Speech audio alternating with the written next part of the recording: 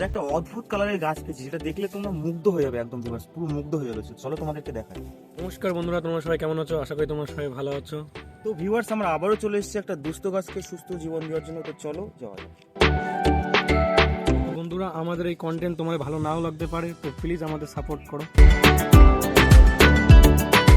তো আমরা একটা অদ্ভুত কালারের গাছ পেয়েছি, যেটা দেখলে তোমরা মুগ্ধ হয়ে যাবে, একদম ভিউয়ার্স পুরো মুগ্ধ হয়ে যাবে। চলো তোমাদেরকে দেখাই।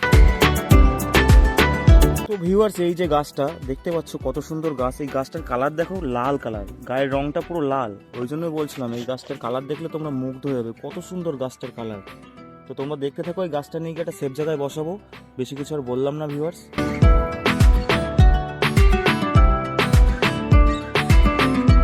তো ভিউয়ার্স, ফাইনালি অনেক কষ্টের পরে দেখতেই পাচ্ছ এই অসাধারণ কালারের গাছটা আমরা তুলতে সক্ষম হয়েছি।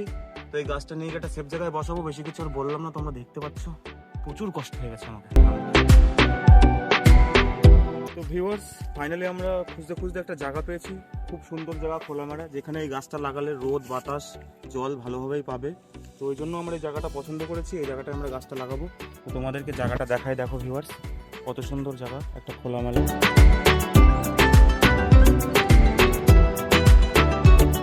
তো ভিউয়ার্স, দেখতে পাচ্ছ জায়গাটা পরিষ্কার করে আমি গর্ত করা প্রায় হয়ে গেছে আমার, অনেকটাই গর্ত করেছি, আর অল্প একটু খুঁড়বো। তোমরা দেখতে থাকো ভিউয়ার্স।